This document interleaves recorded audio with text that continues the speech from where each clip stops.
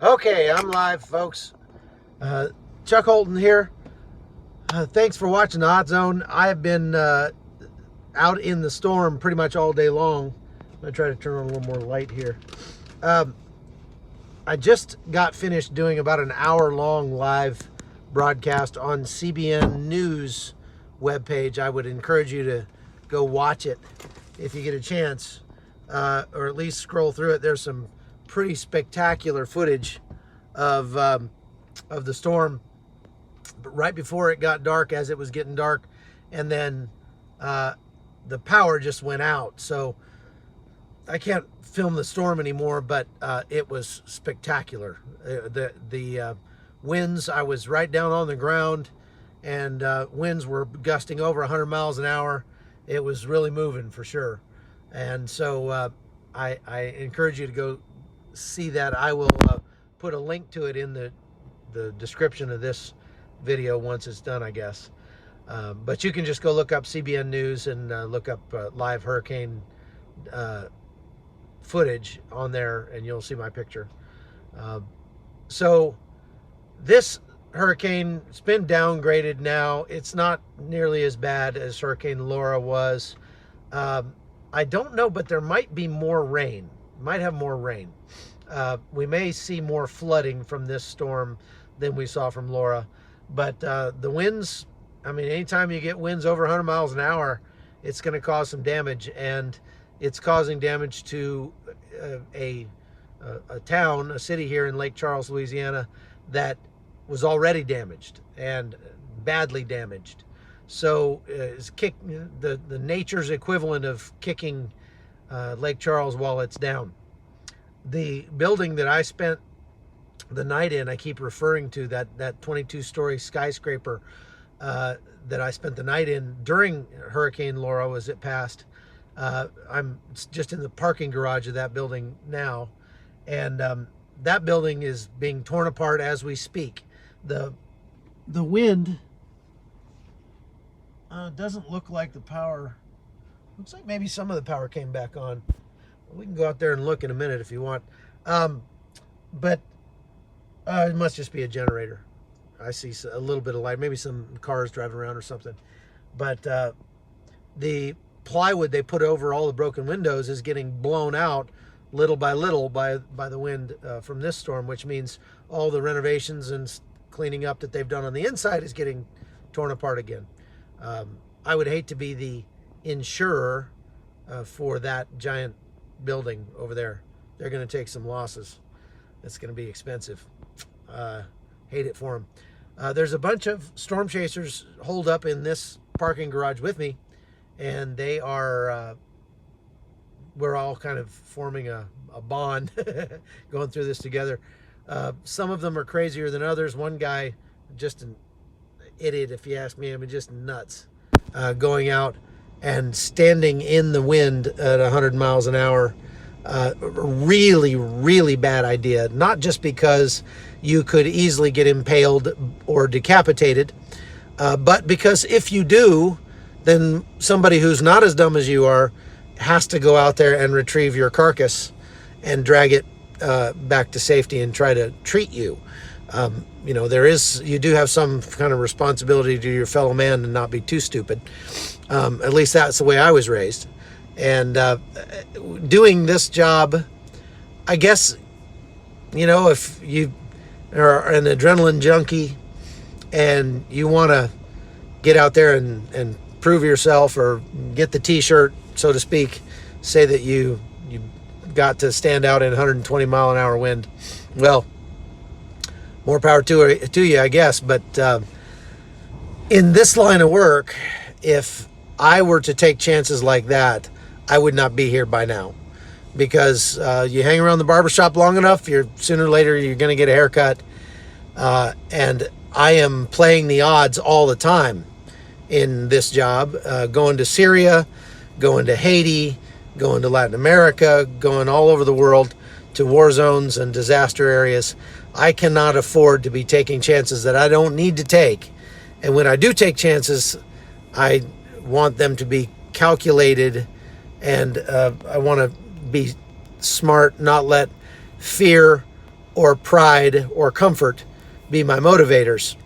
And I think, being an adrenaline junkie and just doing it for the thrill of it, when I've got a family to feed and a wife to care for, I don't think that is a trade-off that's worth it. That's just my opinion. But if a guy wants to go out there and stand out in the wind, well, have at it. Anyway, some pretty cool footage that's going to be coming here. I guess next week I'll do a podcast about this hurricane. I'm kind of waiting for the winds to start dying down, maybe late tonight around midnight or early tomorrow morning. I will try to drive back to Lafayette and probably Lafayette, or even Baton Rouge, and maybe get a shower and a meal.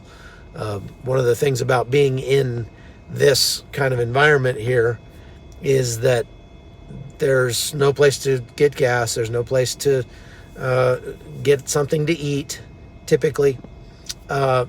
If you did get something to eat, it would be gas station food.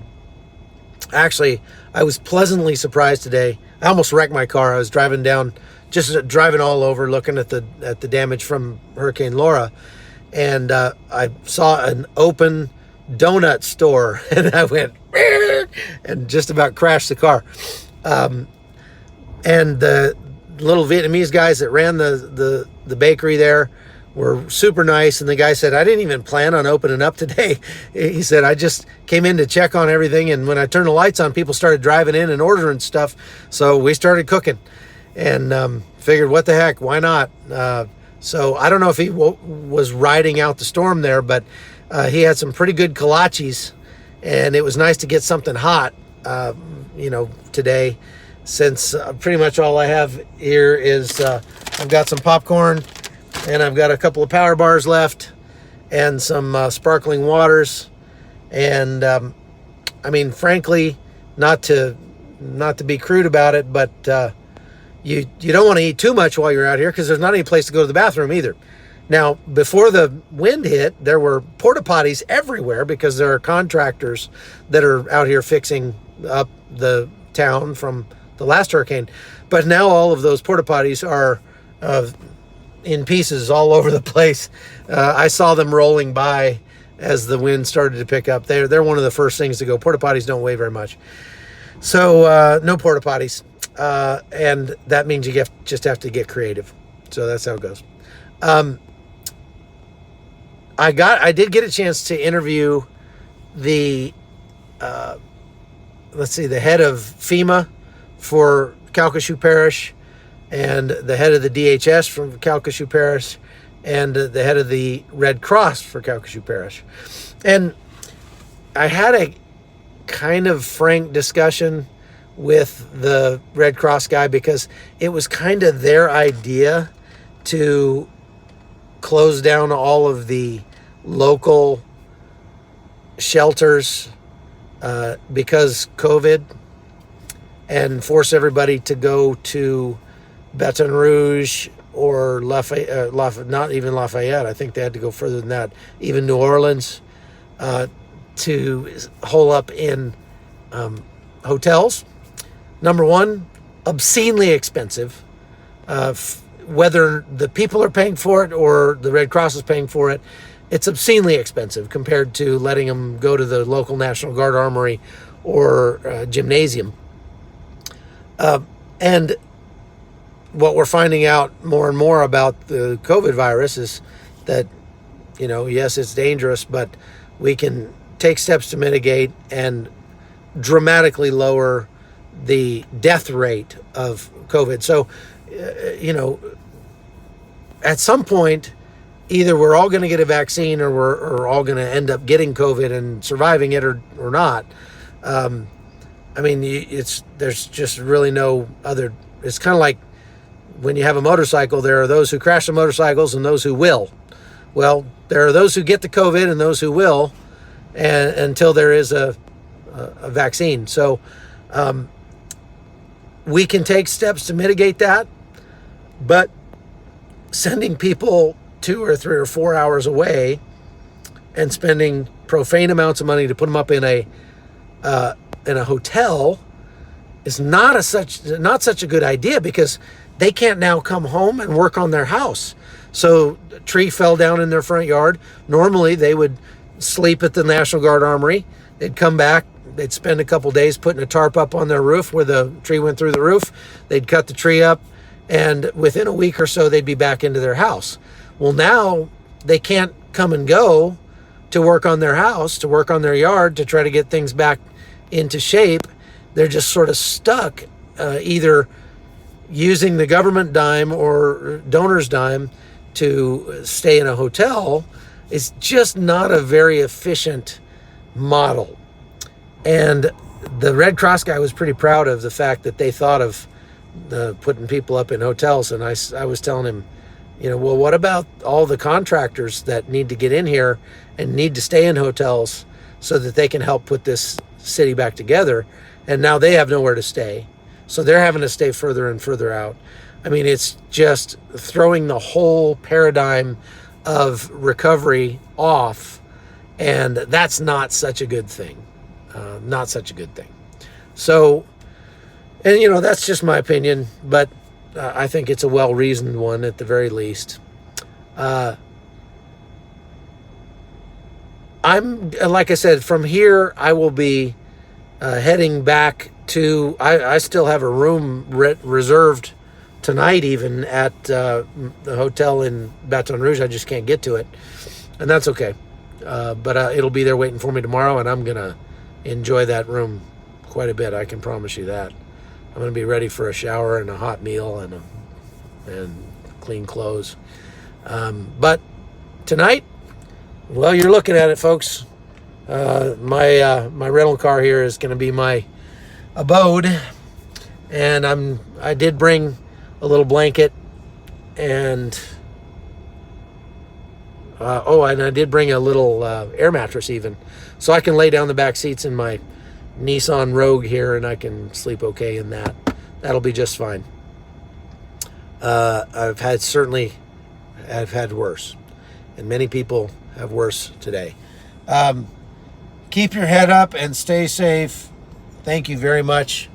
I don't have my reading glasses on, so I'm seeing comments come up there, and I can't read them.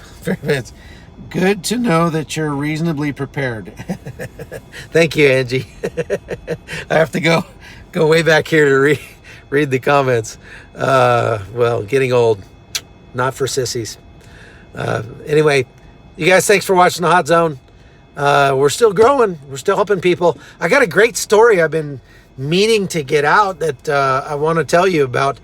This Venezuelan soldier that that we got to help through the Hot Zone, and it changed his life, and he's very excited. He's been sending me pictures of his new little business that we helped him start, and when I get around to it, I'll tell you that story, but that may be later on next week or something like that.